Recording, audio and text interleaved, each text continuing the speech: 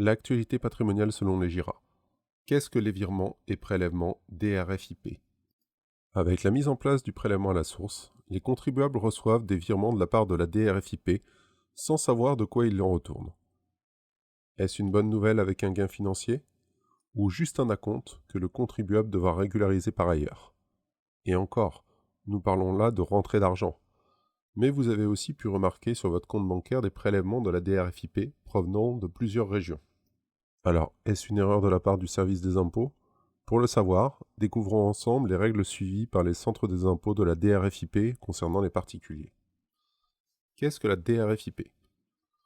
Comme vous avez pu le constater, nous sommes face à de multiples services de l'État auxquels doivent s'adresser les personnes imposables. DRFIP signifie Direction régionale des finances publiques, un autre vocable servant à désigner le centre des finances publiques des particuliers. Ce sont les antennes régionales gérant le calcul et le prélèvement de l'impôt des particuliers. Elles s'occupent par la même occasion du contrôle fiscal. En fonction de votre lieu de résidence, vous serez redirigé vers le centre local s'occupant de votre lieu d'imposition.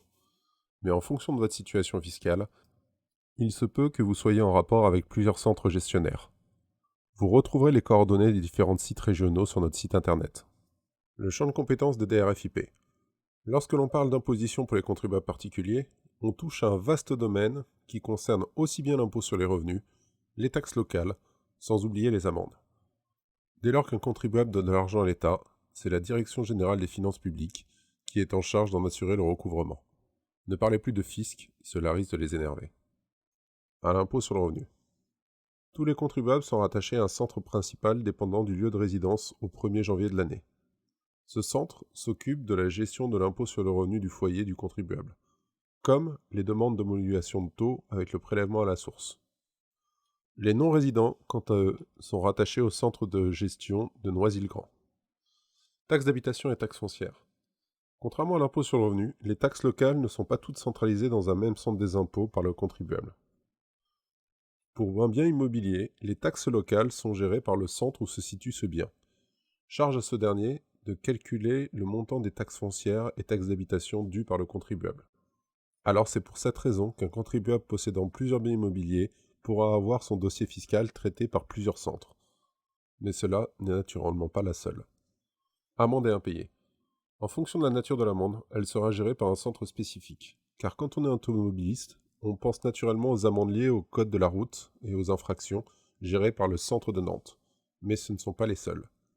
De même, les DRFIP sont aussi en charge de récupérer les sommes impayées par les particuliers à l'État, comme des frais d'hospitalisation ou la cantine scolaire. Pour les droits de succession.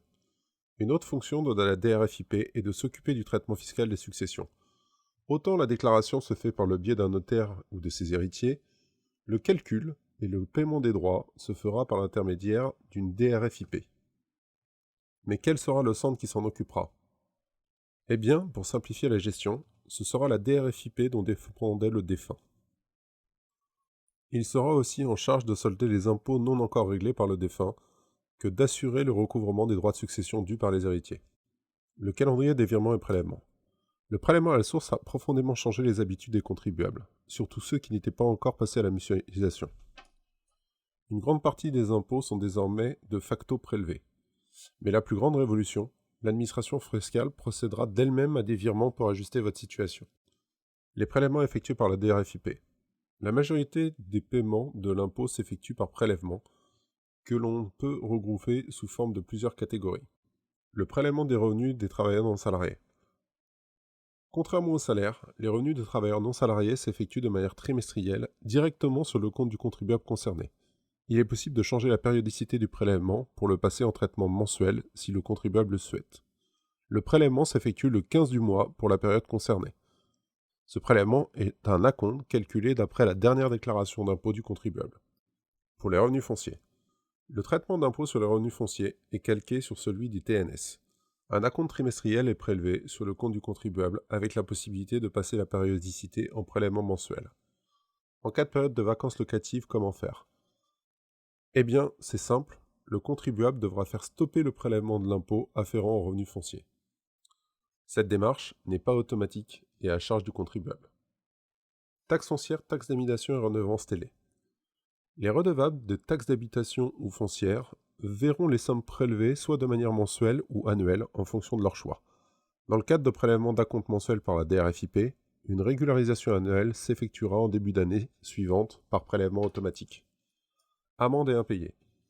Pour les contribuables les plus réfractaires, la DGFiP a possibilité de procéder au prélèvement des sommes dues au titre d'amende et d'impayés par voie d'avis à tiers détenteur.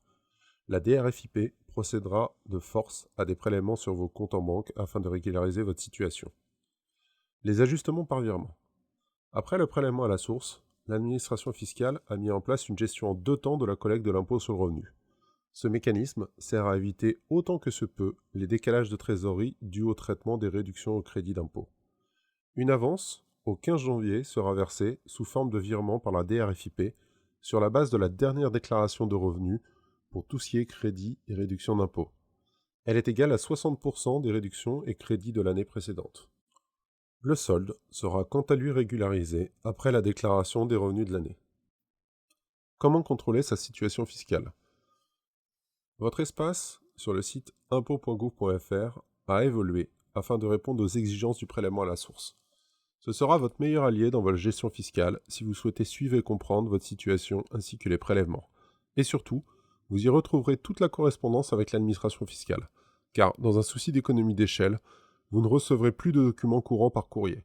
Cela commence par la déclaration d'impôt annuelle. Vous souhaitez joindre le centre dont vous dépendez? Retrouvez la liste et les coordonnées des centres sur notre site internet www.legira.fr. À bientôt.